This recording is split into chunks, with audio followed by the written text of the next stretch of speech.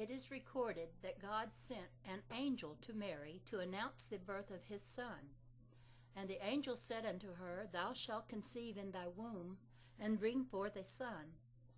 Then said Mary unto the angel, How shall this be, seeing I know not a man? And the angel answered and said unto her, The Holy Ghost shall come upon thee, and the power of the highest shall overshadow thee. Therefore also that holy thing which shall be born of thee shall be called the Son of God. For with God nothing shall be impossible. This is the story that has been told for centuries the world over. But man was not told that it was written about himself, so he has failed to receive the benefit it was intended to give him. The story reveals the methods by which the ideal or word was made flesh. God, we are told, germinated or begat an ideal, a son, without the aid of another. Then he placed his germinal ideal in the womb of Mary with the help of an angel who made the announcement to her and impregnated her with the ideal. No simpler method was ever recorded of consciousness impregnating itself than is found in the story of the Immaculate Conception.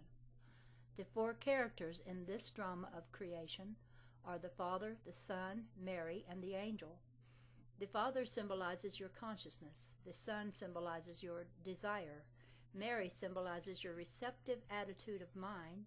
And the angel symbolizes the method used to make the impregnation. The drama unfolds in this manner. The Father begets a son without the aid of another. You define your objective. You clarify your desire without the help or suggestion of another. Then the Father selects that angel who is best qualified to bear this message or germinal possibility to Mary. You select the person in your world who would be sincerely thrilled in witnessing the fulfillment of your desire. Then Mary learns through the angel that she has already conceived a son without the aid of man. You assume a receptive attitude of mind, a listening attitude, and imagine you are hearing the voice of the one you have chosen to tell you what you desire to know. Imagine that you hear him tell you that you are and have that which you desire to be and to have. You remain in this receptive state until you feel the thrill of having heard the good and wonderful news. Then, like Mary of the story, you go about your business in secret, telling no one of this wonderful and immaculate self-impregnation, confident that in due season you will express this impression. The Father generates the seed or germinal possibility of a son, but in a eugenic impregnation. He does not convey the spermatozoa from himself to the womb. He has it born through another medium. Consciousness desiring is the Father generating the seed or idea.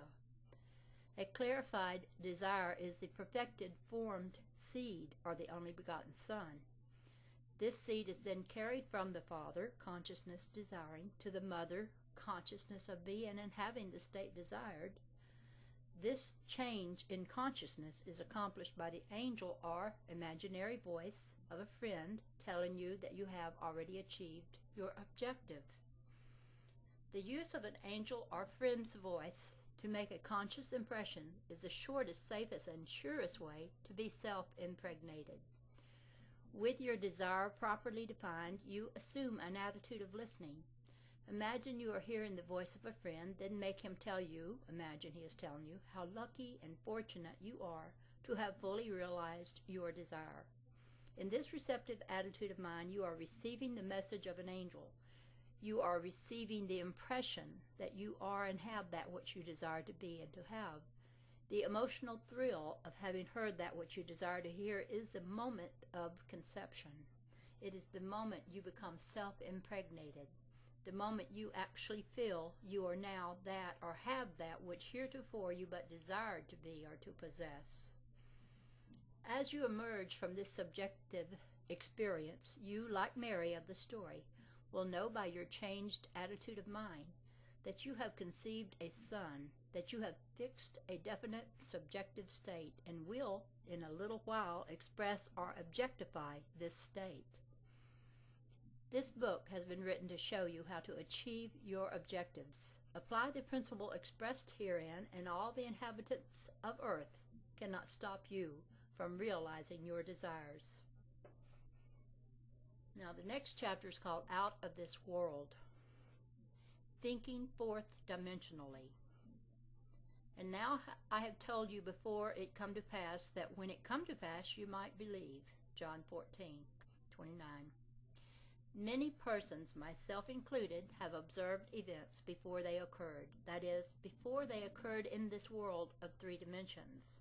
Since man can observe an event before it occurs in the three dimensions of space, life on earth must proceed according to plan, and this plan must exist elsewhere in another dimension and be slowly moving through our space. If the occurring events were not in this world when they were observed, then, to be perfectly logical, they must have been out of this world. And whatever is there to be seen before it occurs here must be predetermined from the point of view of man awake in a three-dimensional world. Thus the question arises, are we able to alter our future? My object in writing these pages is to indicate possibilities inherent in man, to show that man can alter his future, but, thus altered, it forms again a deterministic sequence starting from the point of interference, a future that will be consistent with the alteration. The most remarkable feature of man's future is its flexibility. It is determined by his attitudes rather than by his acts. The cornerstone on which all things are based is man's concept of himself. He acts as he does and has the experiences that he does because his concept of himself is what it is, and for no other reason. Had he a different concept of self, he would act differently. A change of concept of self automatically alters his future, and a change in any term of his future series of experiences reciprocally alters his concept of self. Man's assumptions, which he regards as insignificant, produce effects that are considerable. Therefore, man should revise his estimate of an assumption and recognize its creative power. All changes take place in consciousness. The future, although prepared in every detail in advance, has several outcomes. At every moment of our lives we have before us the choice of which of several futures we will choose. There are two actual outlooks on the world possessed by everyone, a natural focus and a spiritual focus. The ancient teachers called the one the carnal mind, the other the mind of Christ. We may differentiate them as ordinary waking consciousness governed by desire. We recognize these two distinct centers of thought in the statement, "The natural man receiveth not the things of the Spirit of God, for they are foolishness unto him, neither can he know them, for they are spiritually discerned." The natural view confines reality to the moment called now. To the natural view, the past and future are purely imaginary. The spiritual view, on the other hand, sees the contents of time. It sees events as distinct and separated as objects in space. The past and future are a present whole to the spiritual view. What is mental and subjective to the natural man is concrete and objective to the spiritual man. The habit of seeing only that which our senses permit renders us totally blind to what otherwise we could see. To cultivate the faculty of seeing the invisible, we should often deliberately disentangle our minds from the evidences of the senses and focus our attention on an invisible state, mentally feeling it and sensing it until it has all the distinctness of reality.